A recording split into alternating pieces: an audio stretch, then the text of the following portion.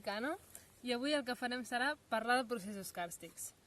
De processos càrstics o del seu resultat se'n poden veure alguns exemples al Geopart de la Catalunya Central. Avui el que farem aquí serà aprendre a construir un procés càrstic en un tàper.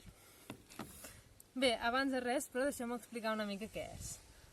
Un procés càrstic el trobem de forma natural, és un procés lent de dissolució.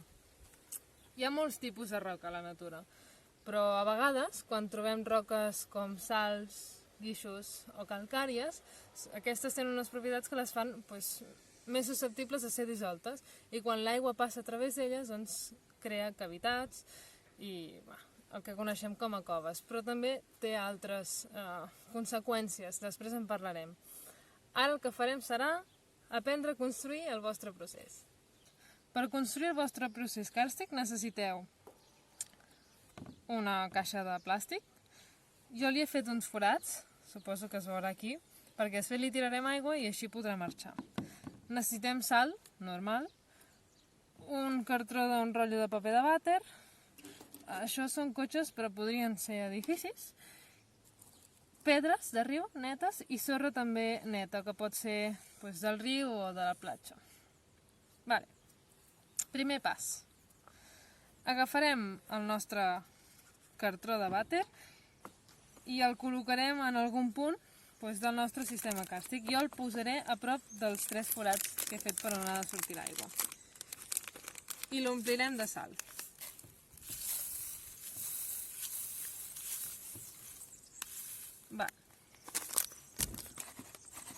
A continuació, tirarem les pedretes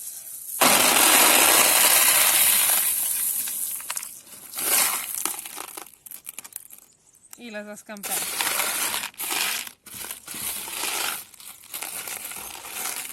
I aquí ja tenim 2 tipus de roca. Finalment, ho acabem de cobrir amb la sorra neta.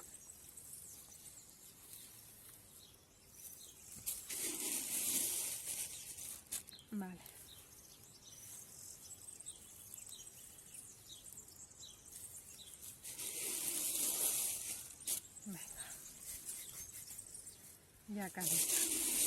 Fins a arribar al nivell de les sals.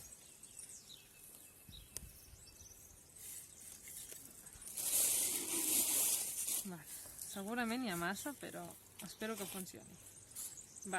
Una vegada estigui tot pla, retirem el cartronet i tapem perquè no es vegi la sal. Ara el que farem serà donar-li una mica d'inclinació al sistema i només faltarà fer ploure aquí dalt i veure què passa en superfície quan l'aigua de la pluja passa a través i marxa. Doncs ha arribat el moment. Amb una ampolla de 1,5 litres o una regadora, si teniu, que segurament serà més fàcil, doncs comença a ploure en el nostre sistema càrstic.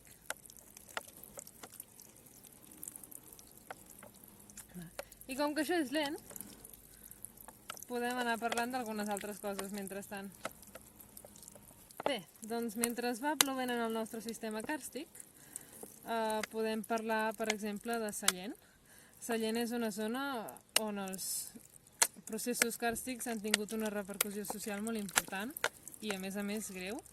Allà hi ha unes cavitats sota el barri de l'Estació que malauradament ha fet que s'hagin hagut de desallotjar moltes cases. En principi els processos càrstics són naturals, existeixen a la natura, tot i que sí que és veritat que sembla ser que la mineria ha accentuat aquests processos naturals en aquesta zona. Tenim d'altres zones on, mireu, no sé si us veu bé la imatge, després s'anirà veient millor. L'aigua va sortint per aquí baix i sembla ser que han començat a haver-hi alguns processos càrstics també aquí. Aquest cotxe podria ser un edifici o podria ser simplement un cotxe, però veiem que s'està començant a enfonsar. Bé, com us deia, també, per exemple, a la zona de Súria podem veure com en els camps de conreu hi ha dolines, que ara vindria a ser el que podem veure aquí, doncs una zona més enfonsada, i se'n poden veure moltes i alineades. Això és molt xulo de veure. Deixarem que s'escorri una miqueta l'aigua i tornarem a fer que plogui. Bé, doncs mentre segueix plovent, també podem parlar de la zona segurament més important i emblemàtica a nivell de dissolució càrstica, que són la muntanya de sal de Cardona.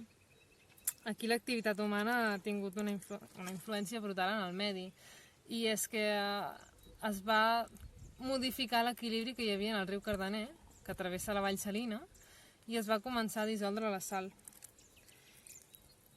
Per solucionar-ho, el que van fer va ser crear un pont, un túnel, per on passa l'aigua, i modifica el traçat del riu, i així li estalvia el pas per aquest meandre que travessa la vall Salina. I aquest és el resultat del nostre sistema càrstic.